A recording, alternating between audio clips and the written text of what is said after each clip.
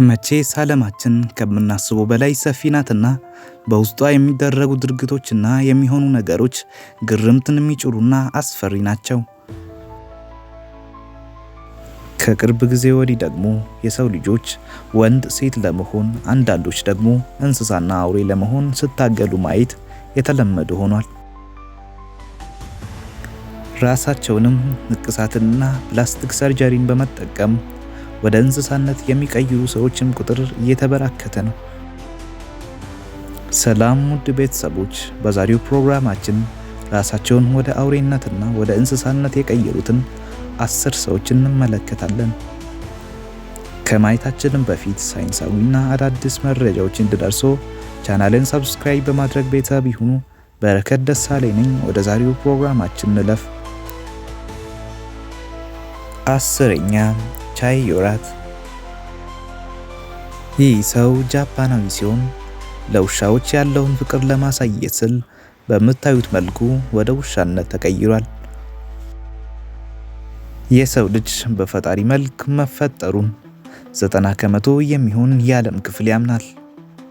ታዲያ ይህ ሰው ፈጣሪን ከመምሰል ውሻ መምሰል ይሻላል በማለት ወደ ውሻነት መቀየሩን ስንሰማ ምንኛ የሚያሳፍር ይሁን።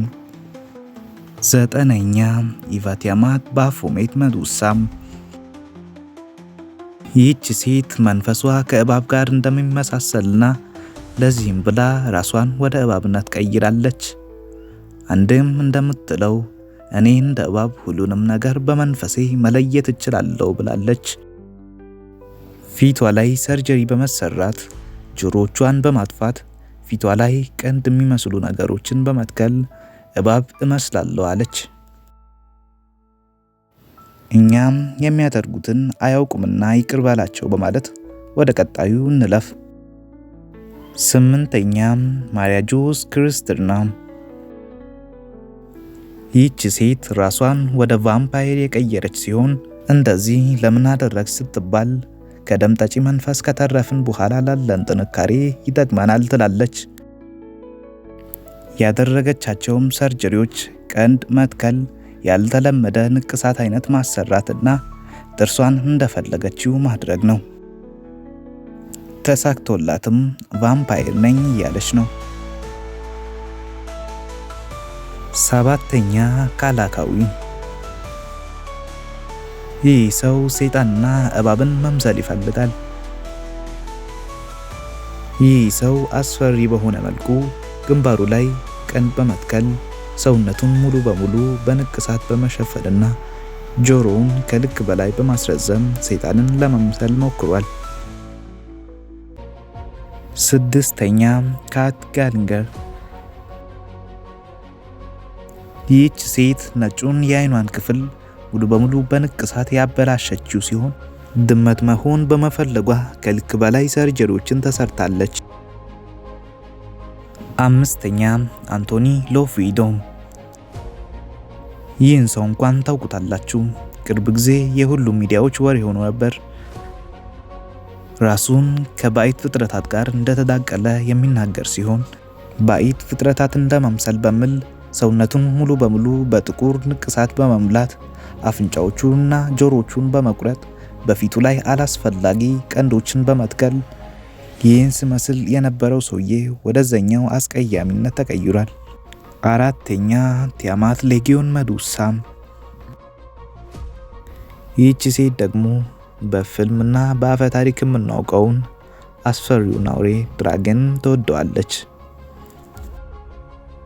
እሱን ለመሆን ዲኤንኤውን ኬት ወስዳ ነገር ግን ባትሆነው ለመምሰል ትፈልጋለች። ስለዚህም ጆሮቿን በማስቆረጥ ግንባሯ ላይ ቀንዶችን በመትከል ምላሷንም ለሁለት በመሰንጠቅ አሁንስ አልመስለውም ወይ ብላለች።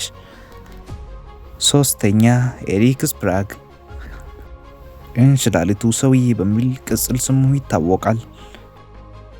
ሰውነቱን በሙሉ አረንጓዴ ንቅሳት በማሰራት ምላሱን ለሁለት በመሰንጠቅና ጥርሶቹን በመሞረድ ሰው እንሽላሊትም ነኝ አለ። 2ኛ ጆዝሊን ዊልደስተን። ድመቶችን እጅግ በጣም ትወዳለች። ፕላስቲክ ሰርጀሪን በመጠቀም ፊቷን ሙሉ በሙሉ እንደገና የቀረጸች ሲሆን ድመቷ ሴት በሚል ቅጽል ስሟም ትታወቃለች። አንደኛ ዴኒስ አቭኔር። ይህ ሰው ከልጅነቱ ጀምሮ ከነብር ጋር በመንፈስ እንደተቆራኘ ይናገራል። ከብዙ ዘመናትም ልምምድ በኋላ ነብር ለመምሰል በቅቷል።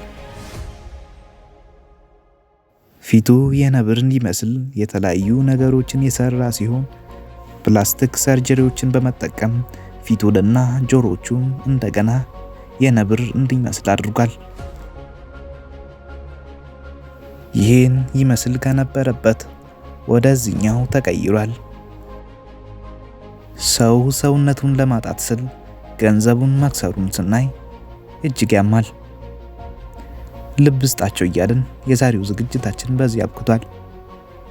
ቪዲዮን ስለተከታተላችሁ ተመሰግናለሁ። ቪዲዮ ካስተማራችሁ ላይክ በማድረግ ሐሳብ ካላችሁ ኮመንት ላይ በመጻፍ ቻናሌን ሰብስክራይብ በማድረግ አበረታቱኝ።